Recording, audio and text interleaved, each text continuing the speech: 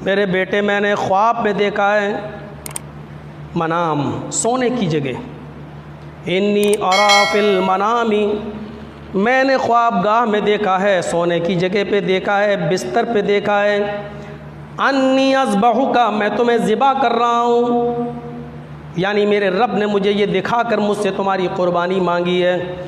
मैं तुम्हारी ऊपर कोई ज़ोर और ज़बरदस्ती नहीं करना चाहता। अल्लाह रब्बुल आलमीन ने हर शख्स को आज़ाद पैदा किया है, तुम भी आज़ाद हो।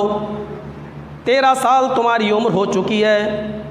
बज़बान कुरान फलम्मा बलगा माहुस्सई, बच्चा बालिग हो गया, यानी अपने बाप के साथ चलने फिरने लगा, दौड़ने लगा। मेरे बेटे अब तुम समझदार हो गए हो, अच्छा बुरा तुम खुद समझ सकते हो। फन्जुर माज़ा तरा, मुझे अपनी राय बताओ, मुझे अपना ख़याल बताओ, तुम क्या चाहते हो? अगर मैं तुम्हें ज़िबा करूं तो तुम्हें कोई इनकार तो नहीं है? नबियों के बेटे भी अल्लाह रब्बुल आलमीन ने उनके अंदर भी कूट कूट कर शराफत भरी थी, संजीदगी भरी थी।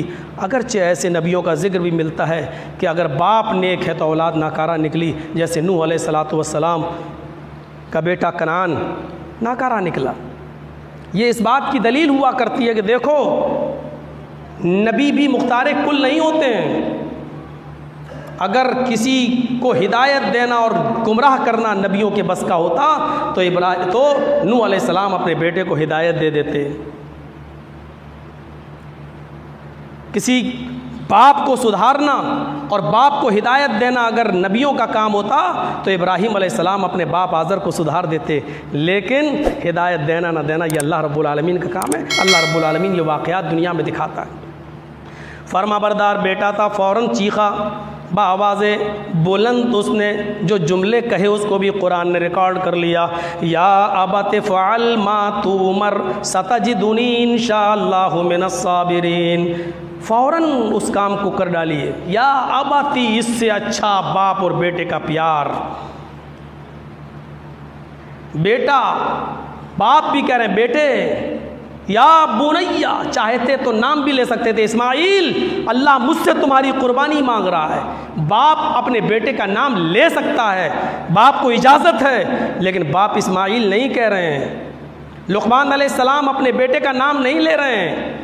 या बुनैया ला तमशी फिल अर्ज़ि मरहा, आए मेरे बेटे ज़मीन पर अकड़ कर मत चला करो।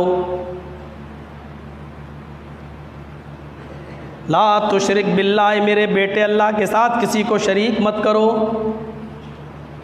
आप देखिए, बाप अपने बेटे को बेटा कह रहा है। यही प्यार सिखलाया है कुरान ने। और बेटा भी क्या कह रहा, या अबत फ़अल मा तुमर, अब्बू जान उस काम को फ़ौरन कर डालिए जिसका हुक्म अल्लाह रब्बुल आलमीन ने आपको दिया है। सतजिदुनी इंशाअल्लाहु मिनस साबिरीन, अगर अल्लाह ने चाहा तो आप मुझे सब्र करने वालों में से पाएंगे। उसके बाद हुक्म बजा लाया जाता है। वतल्लहु लिल जबीन, अपने बेटे को पेशानी के बल लिटा दिया। पेशानी, ये माथा, ये ज़मीन पर रख दिया। तेज छुरी अपने बेटे की गर्दन पर रख दी। ज़मीन कांप गई, आसमान थर्रा गया। तख्लीक़ आदम के वक्त एतराज़ करने वाले फरिश्ते ज़ारो क़ितार रोने लगे।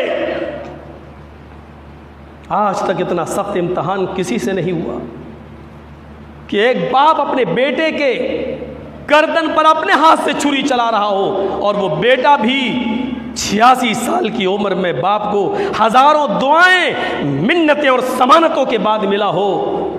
रब्बे हबली मिनस सालिहीन का विर्द करने के बाद मिला हो, एक लंबी मुद्दत के बाद मिला हो, और बुढ़ापे का सहारा हो। उस बेटे पर छुरी, सब परेशान, लेकिन अल्लाह रब्बुल आलमीन की ज़ात मुस्कुरा रही है। बेटे की ज़बान से ये 2-3 जुमले निकलते हैं कि अब्बू जान,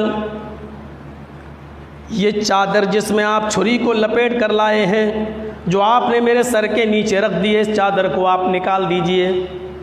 जब आप ज़िबा करेंगे तो ये चादर खून में ख़राब हो जाएगी, सन जाएगी।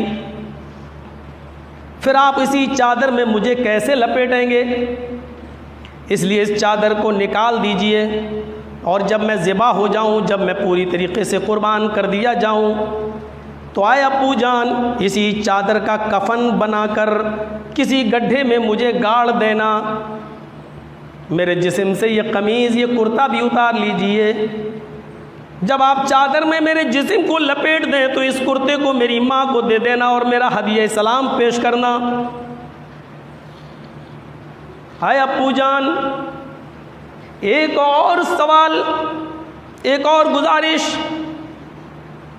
मेरे हाथों को और मेरे पैरों को आप रस्सी से अच्छी तरीके से बांध दीजिए, ताकि जब आप मुझे ज़िबा करें तो मैं फड़फड़ा ना सकूं, तड़प ना सकूं। जब हाथ पैर खुले रहेंगे तो हो सकता है कि तकलीफ़ या दर्द की वजह से मैं अपना हाथ चलाऊं और आपकी छुरी को मैं रोक दूं और आपको मेरा तरस आ जाए, आपको मुझ पर रहम आ जाए और फिर आप अल्लाह के उस हुक्म को सही से न बजा ला सकें। इन जुमलों का असर बाप के ऊपर क्या पड़ा होगा, ये वही समझ सकता है कि जिसके दिल में अपनी औलाद की सच्ची मोहब्बत हो। लेकिन हिल्म का, सब्र का मजबूत पहाड़ बनकर इब्राहीम अलैहिस्सलातु वस्सलाम सिर्फ इतना ही जवाब देते हैं, बेटे अल्लाह के हुक्म को बजा लाने में तुम मेरी कितनी अच्छी मदद कर रहे हो। इसके बाद छुरी रख दी गर्दन पर। मुख्तलिफ अहादीस के आसार ये बतलाते हैं कि 3 मरतबा छुरी चलाई, लेकिन छुरी चलने का नाम नहीं लेती है। तीसरी बार जब छुरी चलाई तो इब्राहीम अलैहिस्सलातु वस्सलाम की ज़बान से ये जुमले निकले, अल्लाहु अकबर, अल्लाहु अकबर। छुरी के नीचे जो इस्माईल अलैहिस्सलातु वस्सलाम लेटे हुए थे, उनकी ज़बान से जुमला निकला, ला इलाहा इल्लल्लाहु वल्लाहु अकबर। इब्राहीम और इस्माईल की ज़बान से निकले हुए इन जुमलों को जब फरिश्तों ने सुना तो उन्होंने कहा, अल्लाहु अकबर वलिल्लाहिल हम्द। जिस वक्त ये तकबीरें पढ़ी जा रही थीं, ज़मीन कांप रही थी और आसमान थर्रा रहा था और फरिश्ते रो रहे थे, उस वक्त इब्राहीम अलैहिस्सलातु वस्सलाम का हाथ तेज़ी के साथ इस्माईल की गर्दन पर चल रहा था, लेकिन उनको उसी बियाबान जंगल के अंदर एक आवाज़ सुनाई दे रही थी, बस कद सद्दक़्ता रुया इन्ना कज़ालिका नज्ज़िल मुहसिनीन। इब्राहीम, तुमने मेरे हुक्म को पूरा कर दिया, अब बकिया काम मेरा है। तुमने छुरी चलाना काम था तुम्हारा, चला दिया, मेरा काम था बचाना, मैंने बचा लिया। इब्राहीम, तुमने उस ख्वाब को सच्चा कर दिखाया जो मैंने तुम्हें दिखाया था, पलट के देखो मैंने तुम्हें क्या तोहफा दिया। इब्राहीम अलैहिस्सलाम ने जब पलट के देखा तो एक दुम्बा ज़िबा पड़ा है। वो दुम्बा कहाँ से आया, ये सब हमने पुरानी तक़रीरों में बयान कर दिया है, बता दिया है। यूट्यूब पर सर्च करेंगे वो सब आपको मिल जाएगा। मेरे प्यारे साथियों, बस इतनी सी बात, आए इब्राहीम, अब हम तुम्हारी इस यादगार को क़यामत तक बाकी रखेंगे, बाद में आने वाले लोगों के लिए भी छोड़ देंगे। बस ये वही सुन्नत है। इसीलिए साहबा ने पूछा था ये कुर्बानी क्या है। कभी अल्लाह के रसूल साहबा से सवाल करते थे ये कुर्बानी क्या है, तो अल्लाह के नबी ये नहीं फरमाते थे ये मेरी सुन्नत है, बल्कि आप उसका जवाब ये देते थे कि हाज़िही सुन्नत अबीकुम इब्राहीम, ये तुम्हारे बाप इब्राहीम अलैहिस्सलाम की सुन्नत है जिसको मैं भी जिंदा किए हुए। ये चीज़ है, ये मुख्तसर तारीख़ है। और इब्राहीम और इस्माईल अलैहिस्सलातु वस्सलाम का ये वाक़या जिसको हम याद ताज़ा करते हैं, दुम्बे की शक्ल में, बकरे की शक्ल में, ऊँट की शक्ल में, गाय की शक्ल में, ये अलग बात है कि हमारे मुल्क में इस गाय को एक आस्था का जानवर माना गया। इसलिए हमें और आपको भी किसी की आस्था से खिलवाड़ नहीं करना चाहिए, इसलिए हमें परहेज़ करना चाहिए। इसके अलावा जो जानवर हैं और जिनकी कुर्बानी हम कर रहे हैं, उनकी कुर्बानी हमें और आपको करना चाहिए। कुर्बानी के लिए साहिब निसाब होना ज़रूरी नहीं है। एक मसला याद रखिएगा, यहाँ लोग ज़कात वाला निसाब सोचते हैं कि जैसे ज़कात उस पर फ़र्ज़ है जो साहिब निसाब हो, 52.5 तोले चांदी या 7.5 तोले सोना जिसके पास हो वो ज़कात देगा, कुर्बानी पर भी उसी पर फ़र्ज़ है। नहीं, कुर्बानी के लिए साहिब निसाब होना ज़रूरी नहीं है, बल्कि साहिब इस्तिताअत होना ज़रूरी है।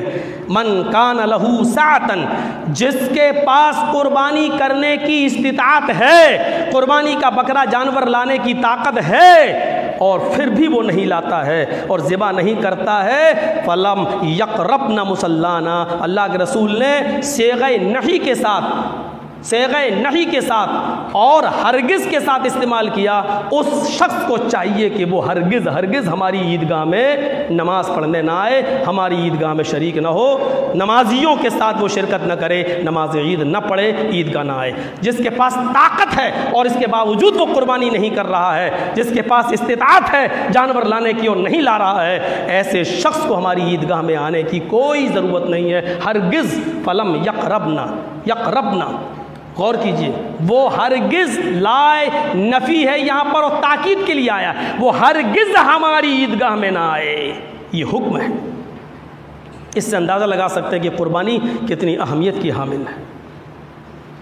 इसीलिए कुर्बानी के इन 10 दिनों को भी अल्लाह रब्बुल आलमीन ने बहुत ही अल्लाह के रसूल ने बहुत बाबरकत बनाया है।